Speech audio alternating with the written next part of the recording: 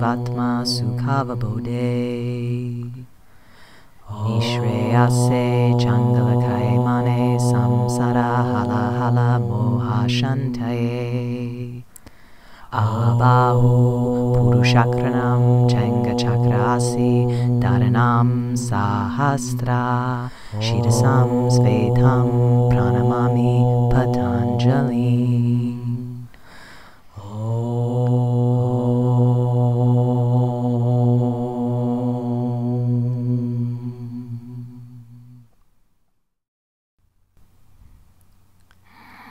The practice of Ashtanga Vinyasa Yoga always begins with Surya Namaskara, or sun salutations, which function to warm up the body and to focus the mind. These aspects will be repeated at various intervals throughout the routine, as vinyasas, or links between the poses, which reignite the heat and recapture the focus.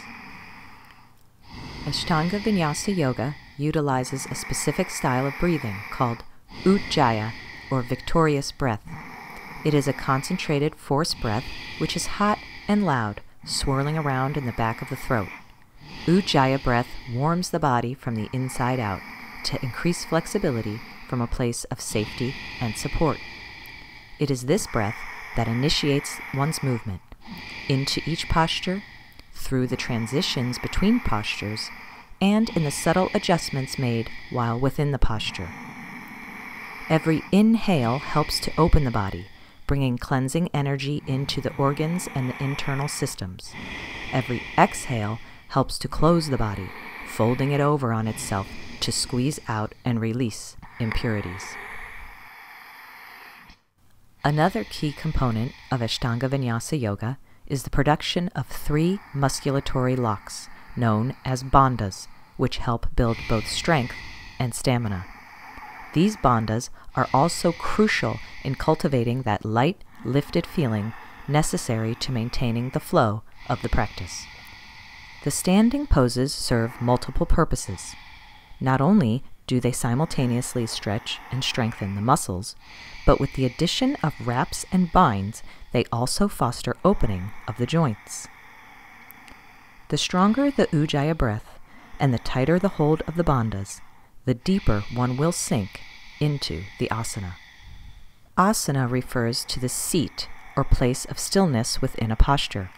This is the point where one knows not to push any further, but to just relax and allow the magic to happen.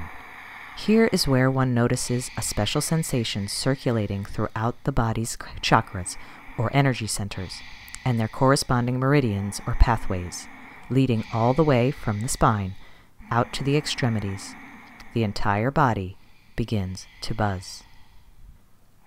The balancing poses address one's ability to remain peaceful and calm in the face of difficulty or stress, a great exercise to take beyond the mat and out into the world at large. It is important to keep the gaze steady, whether at the toes, the navel, the tip of the nose, or the third eye, that space in between the eyebrows where one's spirit is said to reside. Of course, it is also necessary here to activate all 3 bandhas. Jalandhara bandha, the throat lock, and Mula bandha, the root lock located in the pelvic floor region, must be engaged at all times to prohibit the heat and energy from escaping out the top and the bottom of the body. Similarly, Uddiyana bandha, or the flying bandha, which is a pulling in and up of the lower belly, must continuously pump the heat and energy up and down through the core. Together with the Ujjayi breath and the drishti, or gaze, they allow one to manipulate the body in ways and hold position for lengths of time never before thought possible. Moving into the finishing sequence signifies a slowing down of the internal systems and a slight cooling off of the body. However, it is vital to continue activating both the breath and the bandhas here in order to prevent injury. Inversions are performed to initiate reverse blood flow, which acts as an internal detox. The longer one holds the posture, the greater the capacity for healing. Exiting an inversion is done so slowly and carefully, so that the spine may enjoy an opportunity to realign itself. And although one might experience some lightheadedness during this period, it's a normal occurrence associated with increased blood flow to the head.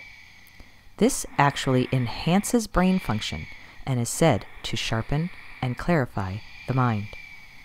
Inversions tend to be the most challenging portion of the Ashtanga Vinyasa yoga routines, due in part to the high skill level necessary to master them, but more so because of the fear and discomfort that arise when attempting these poses. This stems from the fact that most of us are used to standing on our feet and seeing where we are going. Thus, being upside down, practically weightless, and basically blind can feel scary, uncomfortable, and out of control. In fact, most practitioners admit that these mental and emotional aspects of yoga are the hardest to overcome.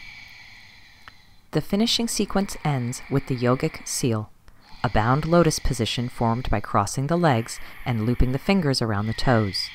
This hand position ensures that the pure flow of energy fostered throughout the body during the practice is locked in.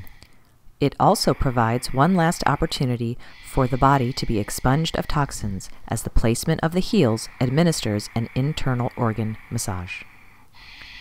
The final asana in Ashtanga Vinyasa Yoga is always Shavasana, the corpse pose, where one's body completely dissolves into the earth and one's thoughts rise up to the heavens. After resting for a few minutes, one is ready to bring awareness back into the body, reawaken the mind, and ultimately enjoy all of the benefits of the practice. Returning to the lotus position, one is able to sit comfortably. The spine is lengthened, the muscles are relaxed, the joints have been opened, the mind is centered, and the breath is traveling unobstructed throughout the body. Now it is time for meditation. Low.